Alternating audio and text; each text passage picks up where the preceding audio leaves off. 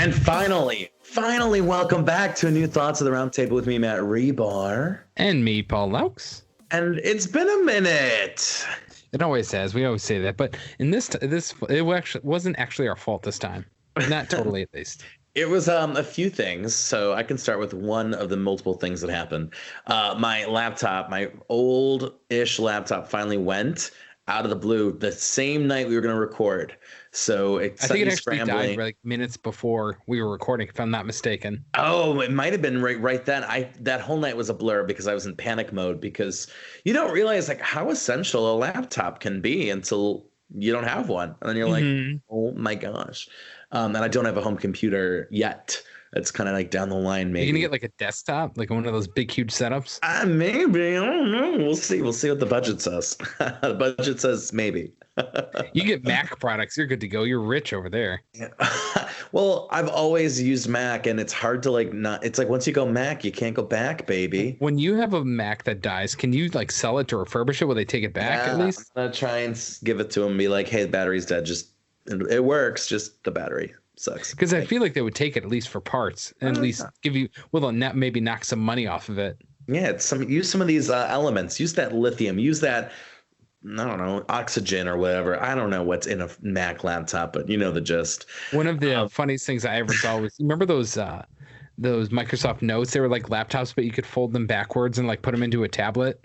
Why does Microsoft think that like just because you can fold their stuff in weird ways, that means like people want it? Like, well, it is cool, but I saw some guy like demoing that like you can flip it inside out and turn to a tablet, and some guy just took a Mac, like it was a display Mac, it wasn't his, it was one that like Apple was showing, and he just like took it and just snapped it in half backwards, and the look on the guy's face was demoing, it was just like. Just like, crushes dude, this Mac. It's $1,000. Oh man. But I do love the new laptop. Even though the wallet didn't love it as much, it is fast, and that's what I enjoy. What did you end up getting? I actually, for the first time, I usually get the MacBook Pro, but I went with the MacBook Air. So I saved a couple hundred. Oh, the skinny one.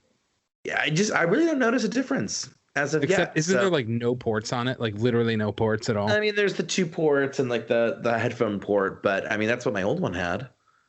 See, that's the thing I don't like about Mac, man. You got to have adapters and all this crap. And then there's no, like, my laptop is, first of all, I love PC. I'm a PC guy, but my laptop even has a freaking CD drive on it. That is the best. Okay, but like when was the last time you used that? Down, like literally weeks ago. I used it weeks ago, and then before that, months before. For CD drives, that is a lot. I get it. I get it. It would be a luxury to have, but for me, I wouldn't use that, so it's not a big deal. Yeah, well, we can't all be, pretentious Mac users like you. Well, do you want to hear about the second thing that I think kept me away the last couple of weeks? Sure. So I'm in grad school. I'm doing my MA in digital storytelling communications. For those who are like, ooh, fancy. It's fun. It's definitely up my alley. It's definitely what I like doing. So this semester, so what's cool about this is classes are 8 weeks, which is really cool. That's fast as hell. You really get things kind of like shrunken down and like you're in the moment. So I did my first 8 weeks with one class, and I had 2 classes for the second 8 weeks, which just wrapped up. And the one class was so dysfunctional. The communication was a mess. There was no rubrics, no examples of assignments. There was like creative subjectivity. I mean, I can go on and on. The peak, what was crazy, Paul, I'll tell you, this is the peak craziness. I was going to miss a class, and I email a week before, like, hey, I'm going to miss a class. It's got a work thing. Let me know how I can make this up. I get no response. So I'm assuming, okay, no response, that's good, right? Like, no response, they've excused it. Turns out they actually took away points for that. And I was pissed. And didn't tell you? There was no response, no follow-up. And I was pissed because I dropped from an A to a B+, and that's a big deal. Like, I shouldn't, I'm in grad school. Attendance, like, should really only matter if I'm skipping multiple classes. Like, I should be able to I should be able to get out of one class. So I emailed them. I tried fighting it with them. They go, oh, go to the registrar, which made no sense because the registrar is like, girl, why would you go to the registrar? I know. And the registrar's like, we can't help you. Like, what is your teacher doing? So then I was like, I'm going to the dean. And the dean came through for me. I'm so happy. The dean was like, you tattled on the guy. Of course I did. And here's the best part, Paul. See, So I'm too nervous about it. The worst thing I'll do is leave you a bad review. yeah, Like a well, really bad. trust me, I left them bad review too. But so here's where we were going into the final. So the final was based off of our assignments. So I took all my assignments and I looked at their feedback. And one thing that they love, which this I hate this. Let me preface this. I hate when artists think that you have to have more things to make something artistic. Like simplicity is not artistic enough. So like So you like minimalism? I think this piece can speak for itself, whether it's minimalism or maximum artist. You know what I mean? Like I like, to me, it's free range. My teachers, because there was two professors in this class, which is wild. They both believe that maximum. Two equal professors? Yeah. Right. How Well, does that work? it was like the one was like older. I think the other one is more there for like tech support. I don't know. Anywho, like Best Buy Geek Squad on the line. But so they love like maximum like colors on like backgrounds, and so I made my final. I took all my presentations for this final lookbook, and I just cornied them up. I had these outlandish fonts. I had color schemes that to me clashed. It looked like, for me, it was a B minus for me. It needed more minimalism. It was just too much. Guess who got an A on it? That reminds me of, so this past semester, I'm also doing classes as well. I was in a typography design course, and I should have known what the feedback was going to be like when we had to take a word and design it so it looks like the word it represents. For example, I took the word fold, okay, and I made it go around a curve so it looked like the word itself was folded. Does that make sense? Yeah. And so I was like, cool, I think this is pretty ingenious. So I turned it in. He responded, he goes, this looks more bent than folded. And he like gave me like a B on it. I'm like, what? So anyways, fast forward to later in the semester, and he wants us to make a 14-page brochure. But it was over like a month. So honestly, it wasn't that big of a deal. I was like, cool, we got a couple weeks to do this, no problem, do a couple things. And we had to turn in a couple pages per week. And he's like, I'm going to be reviewing your pages every week, for revisions and stuff. He never did that. He never revised anything until the very end. So like we had to work off no revisions. Like basically our edit copy was our final copy. But anyways, so one of my favorite things about it was his requirements for it. And mind you, this is a guy who was actually in the design field. He works for a well-known brand doing design. And he goes, in your brochure, first of all, I told him, my friend who's a graphic designer was like, I'm making a brochure, to which her response was, who the fuck makes brochures anymore? So, and she's an actual designer. So that I appreciated that. But then I told her, I was like, one of their requirements is that we had to have 10 different fonts in one single brochure. And it's like, even I was like, is this guy psychotic? Like, what kind of awful design is that? And so I've learned that going through these. It's so funny because when I went to college, I went for communications, TV, and radio, and for my minor, I got a minor in art. That was my you had to have a minor to graduate. You had your major and minor. Mine was art. Thinking, okay, whatever, just an art minor. Ironically enough, I use that more than anything else in my like current careers. So, but anyways, what I've learned over the years is that even I don't know how art school works sometimes because it's just so subjective.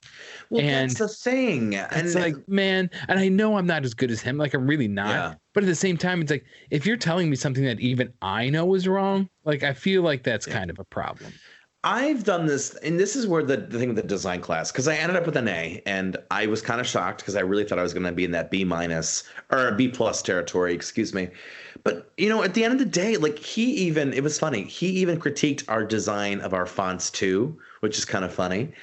And like, I'm like, dude, you're judging my font, which kind of was like a light impact type font, when in my professor's PowerPoints, Yeah, Or nice sans sans serif. serif. No sans. Sans serif.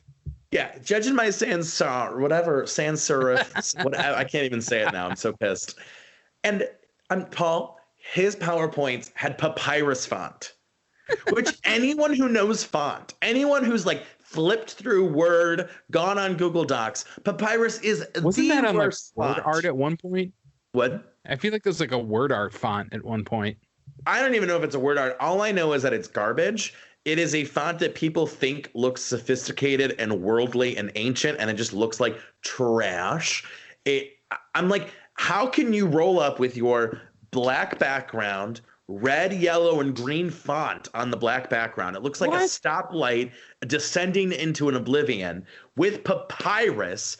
I mean, literally, like, he didn't use Comic Sans, but he used something that like was one step away from Comic Sans. I'm telling you, I'm like, and you judge me for my fonts?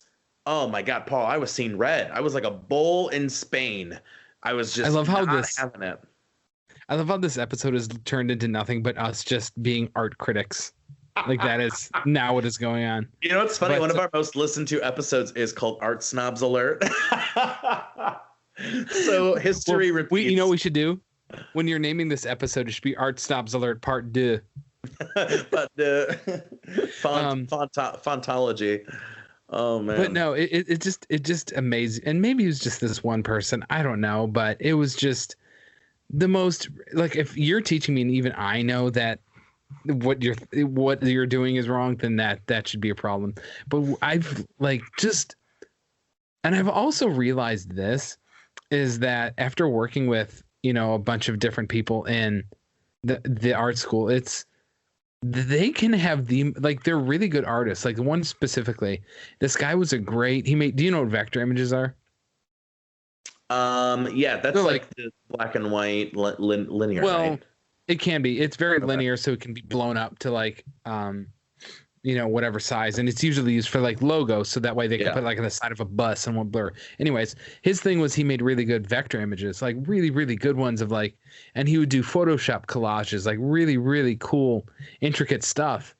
And when I talked to him, he would be like, "Today we're working in Photoshop, making collage." Like the most boring man I've ever met in my life. I was like, how can you make these like beautiful, intricate pieces? And then in real life, you are like talking to sand. Like it is the most grating personality I've ever seen. It was ridiculous. Yeah. It was weird. I was just talking about this. So like, there are some teachers out there who are great designers, who are great artists, who are great historians or business people. I mean, whatever discipline, but are not great teachers. Just because you are like cutting edge in your field, just because you've won awards, just because you make 300 grand a year doing whatever you do, does not necessarily mean that you can teach people, that you can make people learn and make people excited and make people think outside of the classroom and, the application of this material. Like, and I think some people just need to like be told, like, don't teach, just do your field. Don't teach. Okay, so one of the things that has kept me busy lately, and one of the things that I've been working on, and the reason why I have been able to record as well, is I finished book number 2. Oh, sweet! Already. What's the quick little synopsis? What's the little thesis? You know that weird moment in time, and you probably, I remembered vividly how I felt during this time in my life. Mm-hmm. The moment that summer between high school and college. Do you remember that? How weird it felt? Mm-hmm. Like everything was kind of like moving from one thing to the next. Mm-hmm. It's kind of like exploring that feeling of like the weird like patch in life where there's like nothing and everything. Like hiatus of some sort. Yeah. Yeah. And question for everyone: is it as sad as the first book? Here, you know what? Here's what I'm gonna say about that. First of all, no, it is not. It's actually quite. Good. It's a very, very good book. Good, at least and a good ending. It's happy ending. Paul's like, I mean, I do say so myself. It's a very good. Book. Indeed, but you have to give me a break though, because I wrote that first one when I was laid off. I was in a very bad, sour place. Yeah. So there is that. But no, this next one is, and I've gotten that too, because people are like, man, that one that was sad. I'm like, I didn't really think it was. Truthfully, I still don't think it is. I think if you think it's a sad book, I don't think you're reading it the way I meant it to be read. But that's on me. I think this is kind of the difficulty of like you as the author and the audience. Do I think that the overall theme is sad? No. Do I think that that first 2/3 of it is? Yes. And I think sometimes like people don't have the critical insight to like, what's the takeaway? You know, what's the end goal of the book? And the end goal of the book is like, you got to stay true to yourself, right? I mean, I'm not trying to paraphrase your work. And that to me is that's a hopeful theme, right? But like to get there, we had to trudge through sadness. And and I think it's fair to say, you know, in your mind, I don't think of it as sad, but then in like an audience member saying, well, I think it is. And there is validity to both opinions, because like you as the artist can be like, this is what I see, but then me as the viewer, the reader, the watcher, whatever, you know, I have validity. If I can back up, this is how it makes me feel, you know, that also can be valid, even if that's not what the artist intended. And I think the fun thing about stuff like that, I love that can happen. Oh yeah. And like I said, I think, to me, like I think there's a place for sadness. If your book really was like, to me, like it wasn't like Ayn Rand where it was just like bleak, dark, and like everything sucked. Like there was moments where it sucked, but then like the whole thing is like it's better, right? So it's like, I don't know, either people stopped reading and they didn't get to that, which is very possible, or they were just so consumed with like the misery in the first sections that like the ending didn't bring enough joy to them. Like it was like, oh, well, that's a good ending, but like, look at all the misery he went through, which is valid. So I don't know. I'm glad though that your next piece is happier, because it'll be good to see if you have the range. I think that is a good point, because some people I think tend to write sadder and some people tend to write happier, and I think it's interesting to see if, you know, who can do both, because I feel like I can do both. You know, I write a scripted comedy sitcom podcast, but then some of the books that I've written and some of the other pieces that I've written are dark and muddy. And my lyrics too, like my pop music, can be very like shallow and pedantic, but then also can be like really deep and really like emotional. So I think I'm intrigued to see, and the way you described it makes me intrigued too. You know what's ironic? Really ironic? I hate reading fiction. I do not like it. Isn't that the weirdest thing? I will say though, you know, if you want to become a better writer, you should read more fiction. I should. You're writing fiction. I love reading memoirs though. That is my thing. I love memoirs. Well, maybe you should try writing a memoir next. You know, I've thought about it, but at the same time, like, who the hell would want to read my like? Who am I? Well, I'm not saying your memoir. It could be someone else's. That's true. That is true. I mean, we've talked about like, hopefully I can say this on the podcast, how you'd love to do like a documentary type piece on a fascinating individual. And so maybe I'd love to do that. I would love to do a true crime documentary. And I have like 2 or 3 Cleveland true crime cases that like I think would be really great to cover, but like that's just such a jump from where I am. Like I just got started into like making more like audio documentary pieces, like so that might be a few years off, but that's my goal. Your bathrooms one was iconic. I loved that investigative report. That really, you know, when you first mentioned me the idea, I was like, I want to do a documentary on bathrooms. Like, what are you talking about, man? Yeah. And then it came out. I was like, you had me good. I listened to the whole thing twice. I was like, dang. You are 2 of the 20 people. Thank you so much. Yeah, that was a fun piece to do. And then I had the rambling interview with Dylan, like an hour and 40 minutes. I loved that interview. I really did. I was kind of worried because I saw the length. I Joe Rogan'd it, 3 hours, but well, my biggest people. I mean, not that people are like running to ask me advice, but like when like people like local people or just people who have like smaller podcasts, like what's the biggest tip that like you can give me, or like what's your number one thing? And I say length. Like I look at length, and that is a huge determinant of like how long I'm going to spend listening. It depends on what it is. Truthfully, I love long form interviews. I really do, especially if I like who they're talking to. Like if I'm really, plus, I mean, it's got to be good who they're interviewing and the interviewee. But if I see something I'm legitimately interested in and it's like 2 hours, I'm like, cool, this is great. I don't know why. I really just do. But But like you wouldn't if you saw like a cooking podcast that was a 3-hour episode. No, You'd be no, like, that's no. I think it But if depends it on was like, what it oh, is. it's a teriyaki recipe special for 15 minutes, you're like, okay, maybe I'll try that. Like you're Right. more likely to try something new or It unknown. depends. It depends on the subject. It really does. But speaking of documentaries, one of the reasons why I wanted to do something like that is because I don't even know how I was just roaming around YouTube, and I came across this guy named Larry Lawton. Have you ever heard of him? No. He was a mobster. He was in the New York mafias and all that, and he was a jewel thief. Ooh. And he got 12 years in federal prison or whatever.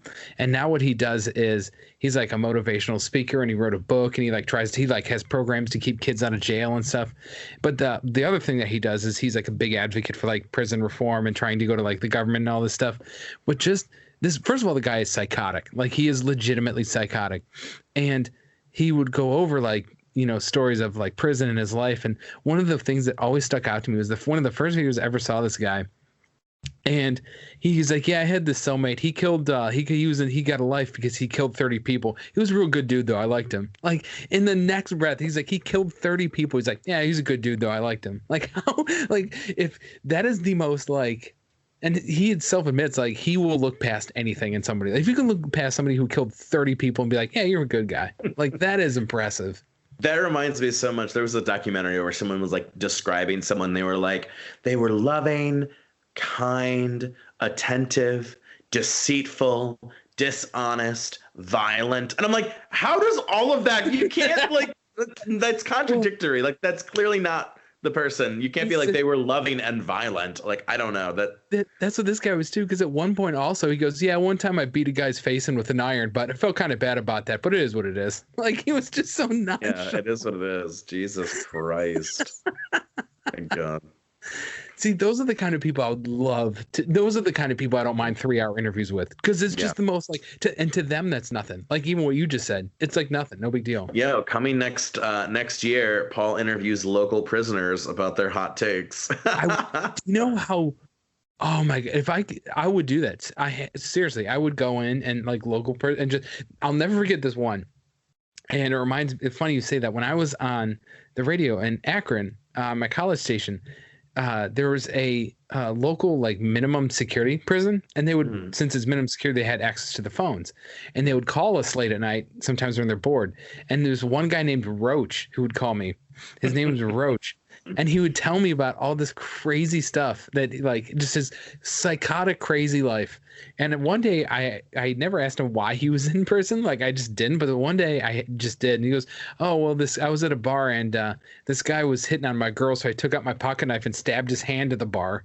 I'm like, oh my God. Wow.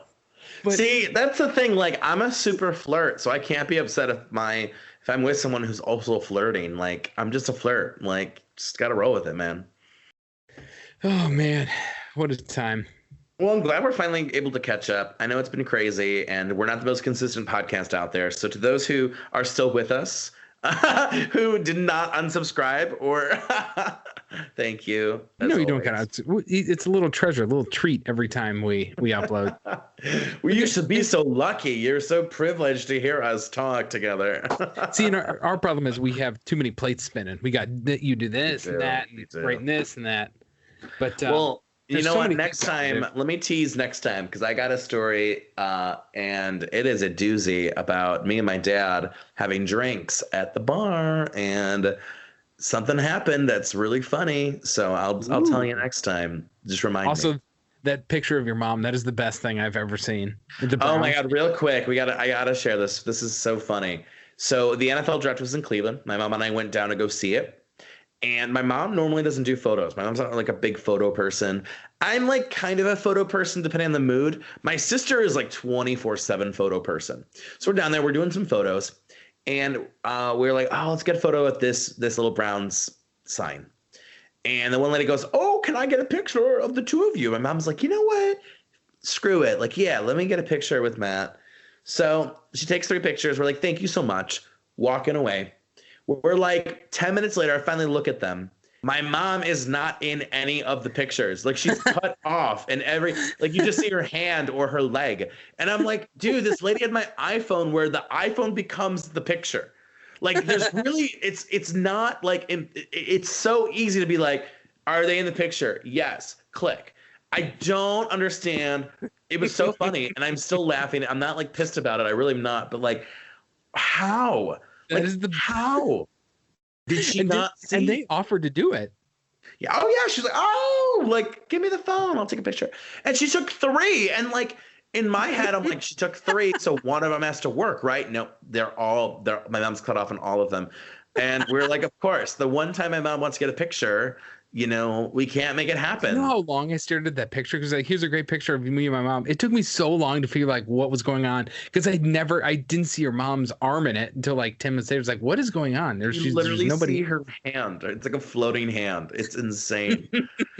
I'm like, thanks, mom, or not thanks, mom, but thanks, lady who took a picture of me and my mom.